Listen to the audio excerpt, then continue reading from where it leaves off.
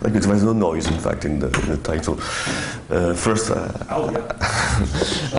I thank the organizer for inviting me for this very wonderful conference.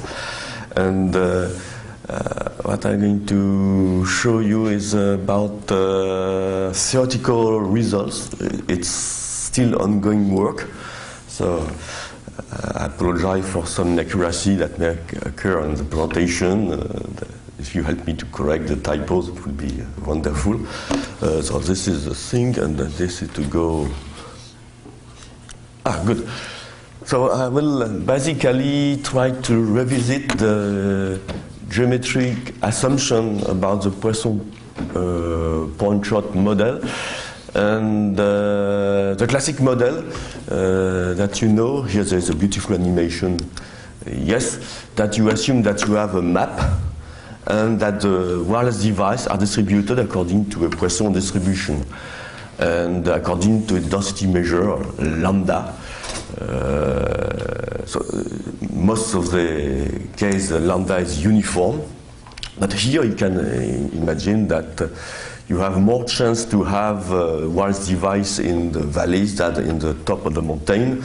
So the density measure may not be uniform. And I mentioned the book of François and Bartek that give all the results that can imagine from this model. So I will try to make a small extension about this model to visit less classic geometry. Oh, the blue one is an error. It should be red. So we assume that you have an access point located in the center of the map or anywhere in the map at point Z, and there are emitters. So we assume that they are simultaneous emitters. We are not going to look at the time, the chronology of the event. We assume that it is frozen, stationarily frozen. We have an infinite number of emitters, or maybe finite, that transmit toward the access point, and the signal received from the emitter at I come with energy S of Zi. Our objective is to estimate the average capacity of the system and to try to see how this capacity estimate will evolve when we will modify the geometric assumption. I guess animation. And we are going to address three estimators of capacity. We will use a kind of upper bound via Shannon equivalent. It is not purely Shannon because it won't be an absolute upper bound, but I call it Shannon capacity for the reason I will explain. I will revisit again the flat outage capacity, which is a classic, when you have a signal over noise threshold fixed for all transmitters. And the extension, the flat outage capacity, the optimized outage capacity, when each user optimizes its coding rate according to the statistic of its signal over noise ratio at the access point. This could be done by negotiation with the access point. I will go beyond the uniform Poisson model because I'm going to make a statement. Not that strong, but for the introduction, I make it strong so that you will be awake, that the world is fractal, or self-similar scale. And here you can see this is a picture of a city, but it is not really a picture. This has been simulated by fractal generators. So I call that the return or the revenge of the cauliflowers. You know, the cauliflowers is a vegetable which has a fractal structure. This is a plan of the talk. I'm not going to describe all the sections. That you can notice that there is, after the conclusion discussion, there is an optional section because when I tried to review my talk, I oscillated between 20 minutes and 1 hour. So in case I make it short, we'll have anyhow some material to help to fill the remaining time. before the coffee break, fractal time, yes. If you want to have a fractal time, you need to have a long void sequence.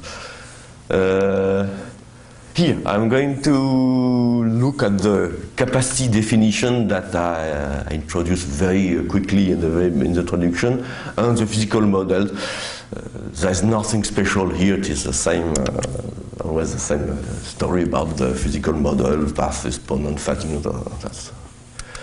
So the Shannon capacity model, it should be called, to be precise, a non-collaborative Shannon capacity, that you assume that each flow is a noise for the other flows. And then you use the Shannon capacity formula, assuming that the noise is Gaussian, so it's this kind of approximation, classic approximation. And it is not the absolute upper bound, because you could imagine, I don't know if it will be, you can do better, you can imagine collaborative scheme where the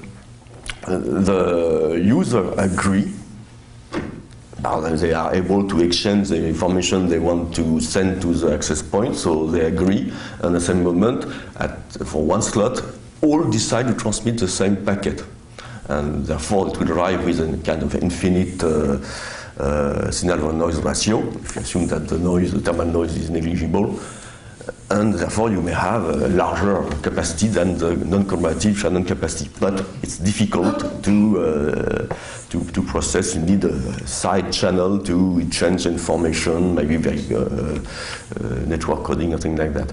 In many cases, I assume that N is negligible, or that the density is so large that the impact of the noise will be negligible.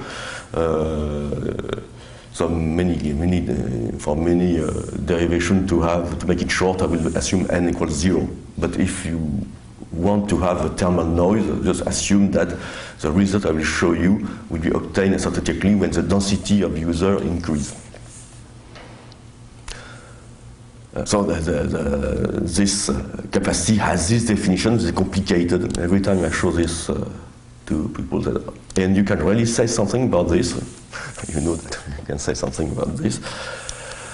The classic flat outage capacity assumes that all packets are coded with the same rate, and which correspond to a signal-to-noise ratio threshold k. And of course, we have the limit, Shannon limit for the coding rate and the signal SNR threshold k, which is this. And in the remaining of the talk, I will assume that I have equality. And in this case, the capacity will be the probability that your packet is captured by the access point multiplied by the coding rate. And this is basically how Wi-Fi is working. In the new generation wireless 4G, I made some advertisement about 4G, the transmitters optimize this coding rate according to a nice statistic. It tried to figure out what is the value of k which will optimize this quantity. We assume equality. It is clear that this is just a theoretical assumption. In real life, the packet has finite length, therefore the number of coding rate is finite. So the result we will show what will be when the size of the packet is infinite and when the computing power of the base station is infinite. Exactly, and then the physical assumption. Here, I don't. You understand why I don't assert any near field effect. I assume, for example, that the density is not big enough that there will be somebody so close to the base station that he will experience the near field effect. We assume that the fading are ID, the path attenuation is greater than 2. We play with this, it can be greater than something else, smaller than something else. We assume that the fading don't change during packet transmission because I say we take a frozen situation, and so the distinction between fast and slow fading won't be as pertinent. And now I'm going to review. This is part of the review of the survey part. I will what happens when the network map is infinite, uniform, and we'll review something which is called the dark night paradox. Yes, it looks strange, but you will understand very quickly. So here, you look in general to the accumulated energy we receive, detected by the base station, which is the thermal noise that we make very quickly equal to 0, and the sum of all the signal coming from the transmitter. And it is well known that we can express the Laplace transform of the distribution of the signal level received at the base station, and it has a formula like that, where the function f theta is this integral, which has a simple expression because it's a gamma function. Therefore, what is interesting here is the fact that f theta is just theta to some power gamma, and all the remaining are constant. In the case of the Rayleigh fading, you have this quantity for the estimation of the Rayleigh fading. Okay, excellent. The known result, the Shannon capacity is the non-correlative Shannon capacity. We have this result that is identical to the ratio 1 over gamma over log 2. The log 2 is artificial, it comes from the log of base 2 in the Shannon formula. The flat outage capacity, it looks like the Shannon capacity, but with this corrected term. This is, of course, the Shannon expression for the capacity with the signal with the ratio, interference ratio. And there is this, which is funny. I think like this, why the sinus, but it's already discussed several times in this conference. I'm not going to play with this. And of the fact that if you are really demanding a high ratio, high signal interference signal ratio, of course the capacity will decrease. And what you immediately notice is when gamma, basically when the path exponent tends to 2, this doesn't tend to 0, it tends to 1. And before, as we'll see, since on the infinite plan the accumulation of energy will be equal to infinity. Therefore, there is a drop here. There is I call this a horizon drop. It is a horizon sharp drop because when this attenuation factor come below 2, the capacity drop. Before it is non-zero, after it is 0. Here, since this equal to 0 when gamma tends to 1, you have a horizon smooth drop. The capacity vanish.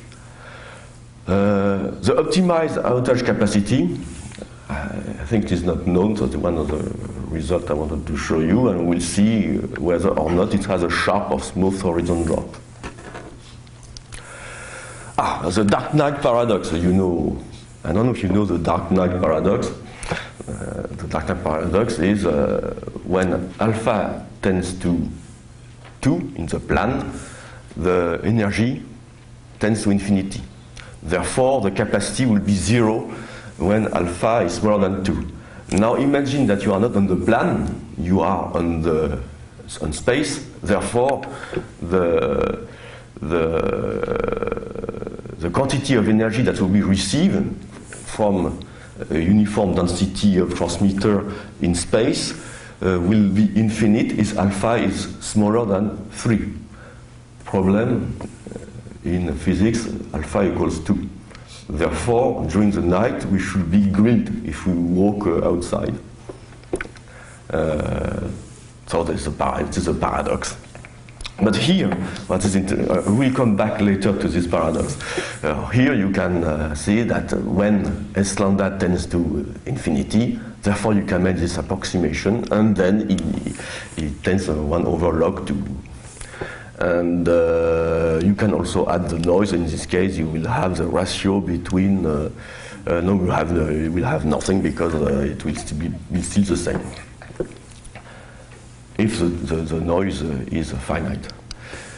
So if you visualize, you take a geometry which is instead of plan, you take the cubic geometry, R3 or R2D. Or it's difficult to imagine R2D. You can imagine R2-4 if you introduce the frequency plans, but in this case the attenuation factor is not very pertinent. But anyhow, it is just math, so you can do what you want with math.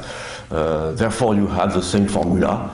The only difference is instead of pi, you have pi, which is the volume of the hypersphere. There's nothing. Everything is the same after. And it's very funny.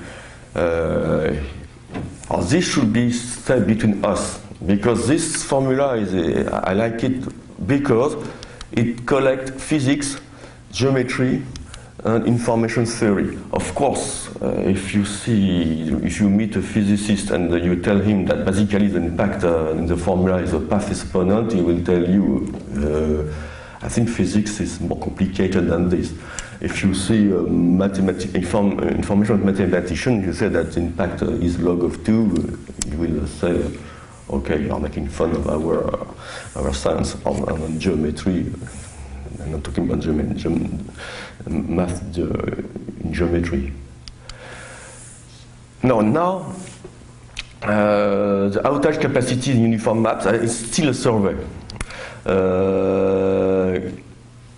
You take the Rayleigh fading. It is known that I call P R of K is a probability that a packet transmitted at distance R will be received with a signal or noise ratio threshold of K. It has a simple expression with the Rayleigh fading, and so we don't have to carry complicated formula, expansion, things like that. And exercise proves that the outage, flat outage capacity, which has this expression, is equal to this, and how you will get this funny sinus ratio. Hint, it comes from the gamma layer identity. This is exercise, but don't do it because we don't have time. We can do it very quickly, but I won't have time to understand it. What happens if you have a general fading? You have this expression, but it's a little more complicated because you don't have this identity with Rayleigh fading. You have to go through the Laplace-Still's transform, which change integral of dimension d into integral of dimension 1, because we consider only one parameter or one dimension, which is the energy level. And this, if you bend the integral path around the real axis, you arrive to this formula with the finite map uniform Poisson-Schott model. Therefore, you recognize here the sinus pi gamma. Therefore, the sinus pi gamma will should to come from the particularity that the Rayleigh fading was giving gamma Maclaurin formula constant. In fact, it is something which is independent of the fading. It is the same. The optimized capacity relay fading, very quickly because it has absolutely no interest at all. It's just a local optimization. You have to find the function of the threshold, the function of the distance to the base station. And you have to make a derivative. You have a closed formula which is complicated with that. And with classic numerical analysis, you show that the ratio between the optimized outage capacity and the Shannon capacity tends to 1 over E. Therefore, we have a horizontal sharp drop. So what we didn't have with a flat capacity, we have with optimized capacity, with a loss of order 1 over E. Now there is a theorem that is the energy filter theorem. The name is not happy. Is a way to find the Shannon capacity very quickly, without carrying complicated formula with theta Laplace transform. The point is the fact that when you look at this formula, basically you have to make the comparison between the signal which we receive on the access point when there is no transmitter here, and the energy we receive when there is a transmitter. Exactly the same. So here, if you look at this, it is as if you look at the logarithm, the expectation of the logarithm of the energy when there is a transmitter, and you add the transmitter to the set of transmitter at location X, and where you don't have a transmitter at the location X. And this is differential form, in fact. It is plus or without. This is a differential form, and if you look at it carefully, then this is nothing else than a derivative according to lambda of the expectation of the logarithm of the energy you receive. If the energy is computed in calories or in joule, it doesn't impact because the derivative will remove this unit. Therefore, it is consistent. And call it energy field theorem because basically this is a derivative. It is the simplest form when you have the uniform map, but it works also in any kind of distribution of transmitters. And even you can do something which is funny. You can derive this expression not according to scalar, but according to measure. And if you derive this expression according to the direct measure on X, you get the capacity of node X. So it's independent of fading and noise. You can imagine the fading is deterministic. In this case, you have to be careful on how it is a ring invariant. If you consider you are closer to the base station, you have the same distribution of shadowing, for example. So it is the purpose of this is simplify a lot the assumption. Here, now you can derive the Shannon capacity proof with IID fading. Assume that you have this population of transmitters, and now you want to contract the space by factor A, a small factor, and this is equivalent to increase energy. If they are closer, it is equivalent that the energy will be larger on the base station. This is beautiful. Therefore, it is equivalent as if the energy is increased by factor A to minus alpha. And this is also equivalent, because we contract, to a density increase by a factor, of course, 1 over d, because the density, the distance are decreased by this factor, because you are in dimension d. Therefore, the random variable that gives you the energy received when you do this contraction is as you multiply the energy level without the contraction by this factor. Therefore, This, since A is completely arbitrary, I can compare with S of 1. S of lambda will have this identity with compared to S of 1. And here what is interesting, S of 1 may be very complicated, I don't know what it is, but when I will derive it, according to lambda, it will disappear, and I will get this expression. So this, we are all very happy because it simplifies the proof. The Shannon capacity, if you are not happy with that, because basically it's a shortcut. For presentation, it is a shortcut, but if you want to have more insight, you have a hackable formula via Mellin transform. You can basically show that the Shannon capacity is identical to this, and this doesn't depend on the geometry. Here, in the case, you want to introduce the noise. And now, fractal geometries. Now, after some minutes, I'm going to attack the real heart of the presentation. I think for the tactical organization, the French army will wait later. So we are going to revisit. So, as I say, the uniform Poisson model are not always realistic. The word fractal, and this is a picture generated by fractal random generator.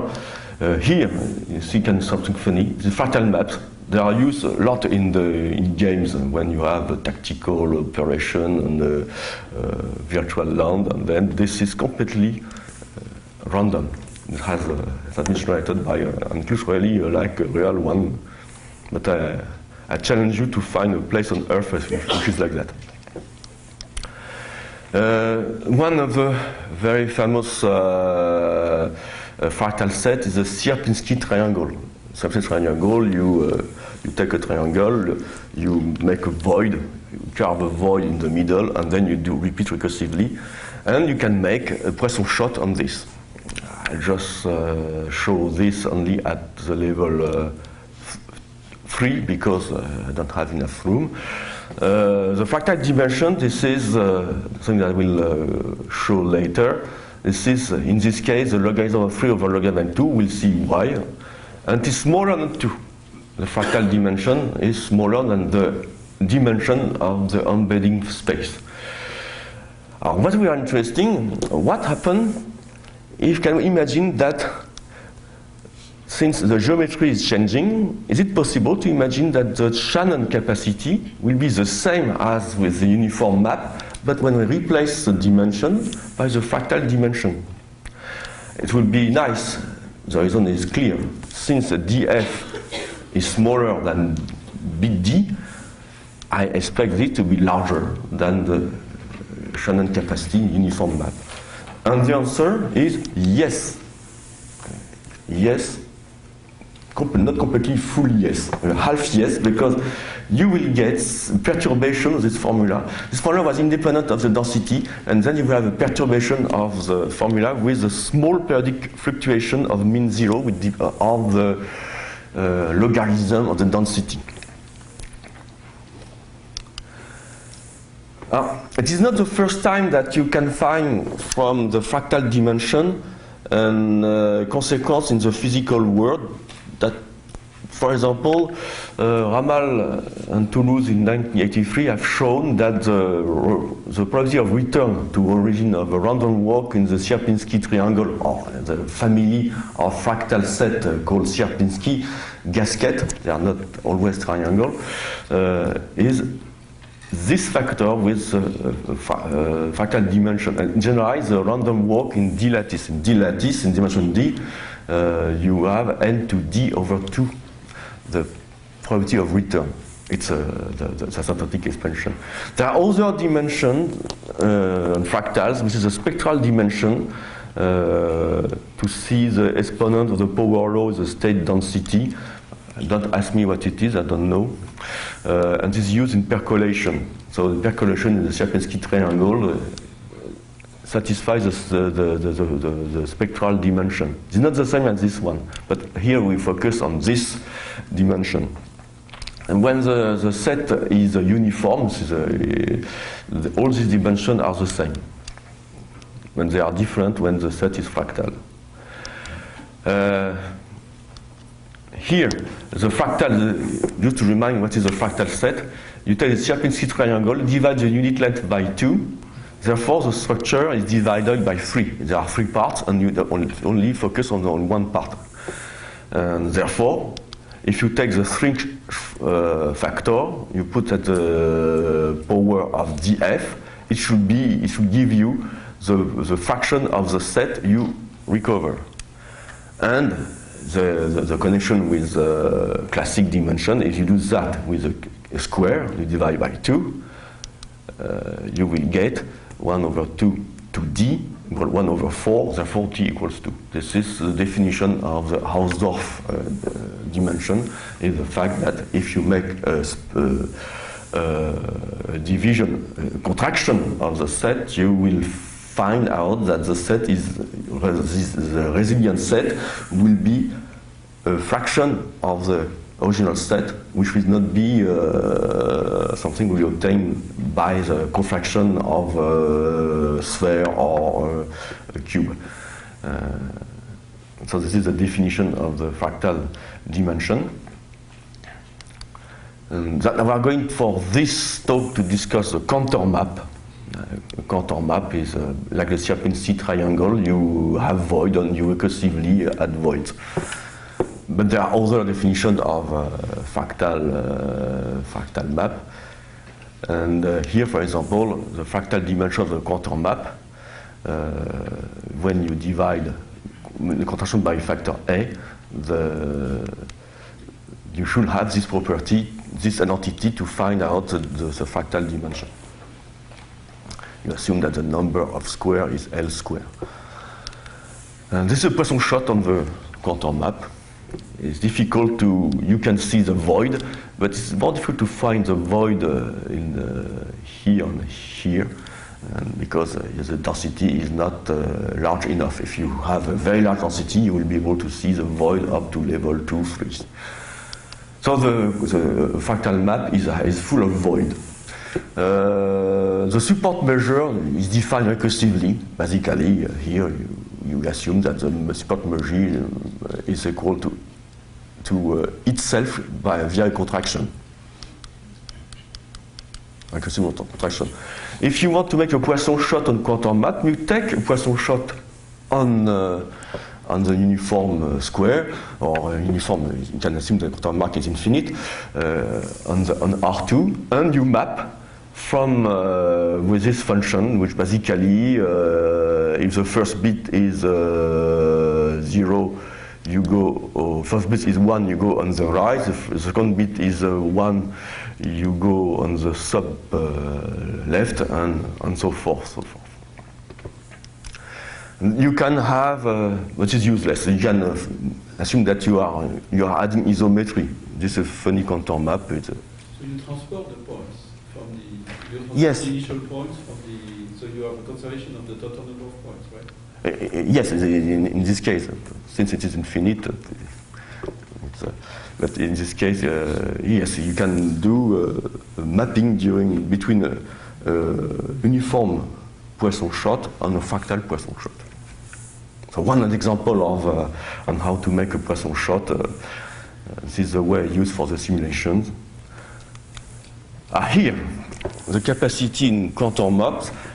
I'm sorry, I should have I should stretch the map of Texas larger, because it's a big state, but you can see that it's the density of population of Texas. So it's an illustration that it looks like a fractal. Here it is another fractal set by Mandelbrot, and you see, they are not the same, of course, but there are some similitudes. Here, very quickly, we spend a lot of time by using the field, energy field theorems. This is how to prove our identity. Very quickly, I do a contraction by factor A. Here, what is important, so I use the same argument with the uniform map, but here there's a huge difference. the factor A is not arbitrary. So I will not able to make the identity between the energy with density lambda, the energy with density 1, because they may not coincide by factor A. But it's still the same argument. I contract by factor A. Up. The energy increase at this factor, no change. The density increase, in this case, by 4, because we took a fourth of the structure. So we put all the transmitter, instead of being on the square, it's not of the fourth of the structure. So therefore I have this identity. But since A is not arbitrary, the only thing I can say that I have this identity, and here it is a periodic function. But here I have this complicated thing. When I will do the derivation, I will obtain this factor that like with the uniform, but this will not disappear because it's not a constant. So, but it will be a periodic function of mean 0. Therefore, I have proved the assumption that the assertion I said in the beginning, that this is alpha over gamma over df and over log 2 somewhere, but log 2 are playing somewhere. So this is a proof, a very quick proof, and there is here a periodic. So you will ask me, or you won't ask me because I won't have time to answer. What is the size of the oscillations? They are small, and I'm not going to prove you. I will say it is due to the no freelance conjecture. Because you have a large oscillation, it will mean that for just adjusting the density, you will have a large increase of the capacity. You will have a very low capacity when you are not lucky, but if you are lucky, if you add user, you have a large increase of capacity. Here, I assume that there is no freelance, therefore, in fact, actually, if you use Hackable formula, you will see that in some, when there is no fading, that the amplitude is order 10 minus 3. Therefore, it is why when you do simulation, you don't see the difference. Here, in the case, it was the case, we investigated the case where the exposed was in the corner here. Here, assume that the access point is anywhere, and you want to know, in the fractal map, want to know what is the expectation, given that the access point has a random location of the Shannon capacity. You use the same contraction argument, there is nothing, and you get the same result with the difference that the periodic function will be different. Yes. Here, I can derive bounds, but they are not tight, and the simulation shows but simulations are not proof that the amplitude are small. Before, for the amplitude with the case of the access point in the corner, it was easy to prove that the gamma function and the gamma function were very small. Here it's difficult because the bounds are not tight. The philosophical consequence. One consequence, the fractal Poisson-Schott model never converges towards the uniform Poisson-Schott model, even if the fading is not Rayleigh but something completely crazy with a large variance, and the variance is tending to infinity. You will never have convergence of the Poisson-Schott model to the uniform Poisson-Schott model. Consequence of the fact that you increase significantly the capacity in theory, so that's good. The fractal dark night. The fractal dark night, here basically you have to, in the Cantor map on any fractal set, what you see is the fact that the density of distance towards the access point or any point in the fractal map has a power law distribution. And this power law distribution has a consequence that your horizon is at alpha equal the fractal dimension.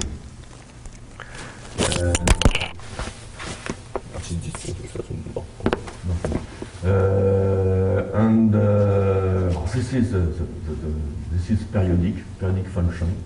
This is a periodic function for the Cantor map I showed before. So there are oscillations, and the oscillation, in fact, is much larger than the oscillation of the capacity, because after there's a convolution with the gamma function. And here, the one potential answer of the fractal dark night is the fact that the universe, yes, I cannot finish a talk without talking about the universe, is more or less fractal. All these small, teeny points are galaxies. This is, of course, a simulation. And this is cluster of galaxies, and they are void between this cluster and the void at larger and larger, and this corresponds to a fractal self-similar set. Look at this. This is a fractal, a real fractal set. There's some similitude. And of course, there is a sharp horizontal drop. We see that, and it's easy to prove. Here, very quickly, because it is not very interesting, Shannon capacity was the theoretical occurrence. What happened with real flat outage capacity? The results are with relay fading. Basically, you prove with a complicated analysis that I'm not going to describe because it's really too late, and even me, I don't remember how it works. After 40 minutes. This quantity is periodic in K and lambda, and what is interesting is the order of all lambda f minus 1, lambda f being the ratio between the dimension and the attention factor. So you have a smooth horizon drop, should hold with general fading. The optimized outage capacity, we prove that it is periodic in lambda, via classic contraction argument. We prove, but it is very hard, so I'm not going to describe, very hard in terms of technical epsilon that you have to play with, but there is nothing really innovative in this, that we still have the property that when you are going close to the horizon, you have still the ratio between Shannon and optimized outage capacity of 1 over E. So a sharp horizon drop, like with a uniform Poisson. Or the conclusion, just repetition what I said, is just that to outline the Shannon capacity optimize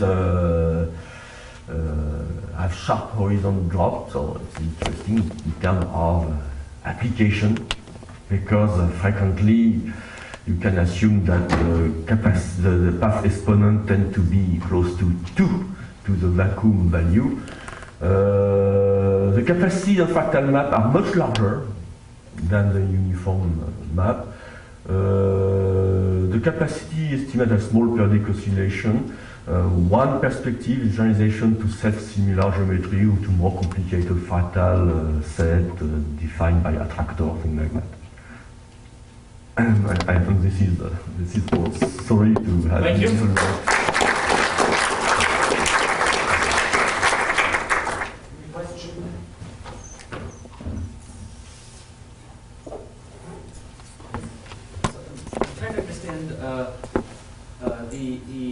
The base stations are distributed according to this fractal process, right?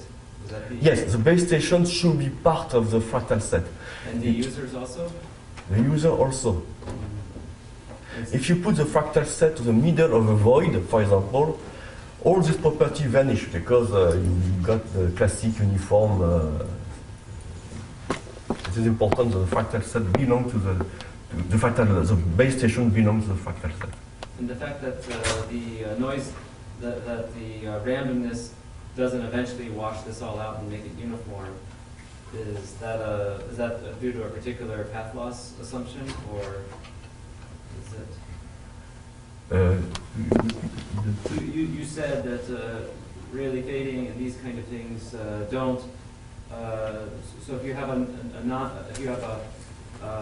for instance, if you lay the base stations out in a lattice, and then you now add fading factors, eventually that will look, the performance will look like the case of a Poisson process, right?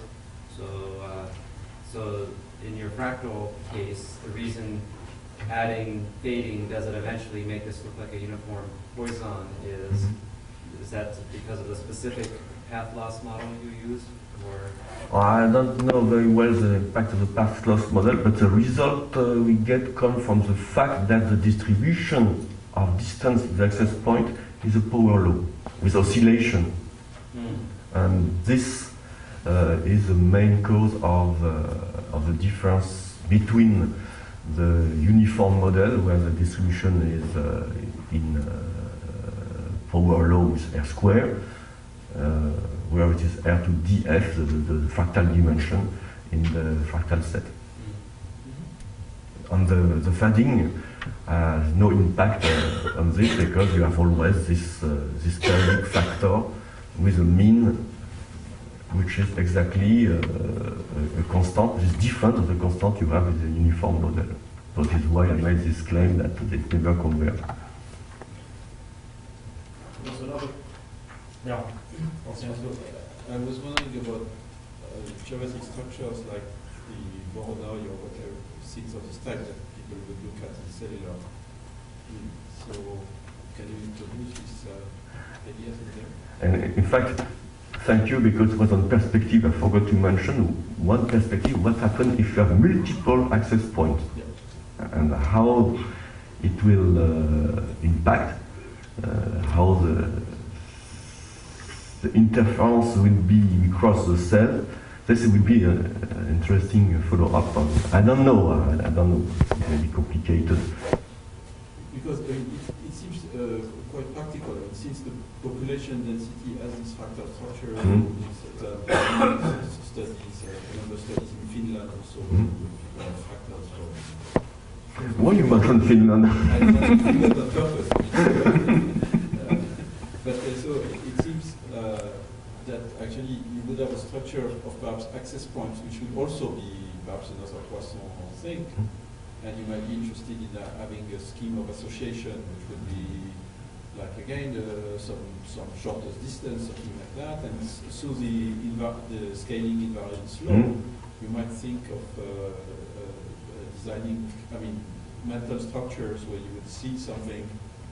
We expect that the Voronoi will be fractal, because the place where there are a lot of void are large, you will have larger cells. Yeah. Of course, you have to be careful. There's a problem of noise, the problem of. Okay, forget the noise. In this case, you will have. I think it's a conjecture that you can have the same analysis as before, but the Voronoi cell will have a distribution of size which correspond to a fractal set. Last question. I guess the assumption that there's a common alpha at all scales seems like it might be also rethinking, because if the placement is induced by, say, the buildings, as you suggested in your picture, then you sort of have inside building, outside building, and so the propagation might differ where you are in the set. In fact, not so much if you assume that your position in the building give you perturbation of the pure path exponent, which is a fading, that you include the shadowing as a fading. As I said, the shadowing, fading, in this case it is, we are not going not make difference between fast fading and slow fading. You can assume that the energy field theorem holds even if the fading is deterministic. The only problem to adapt to the fractal context is that you must consider the fading is a ring invariant, and means that the proportion of low fading or high fading remains the same on a ring. So it's easy in a uniform model, but in a fractal you may have only one point of the fractal set on one ring, so you have to make some assumption that that instead of a ring you some crown, and then you have some invariant of the fading. But normally the impact of the position should be in the fading.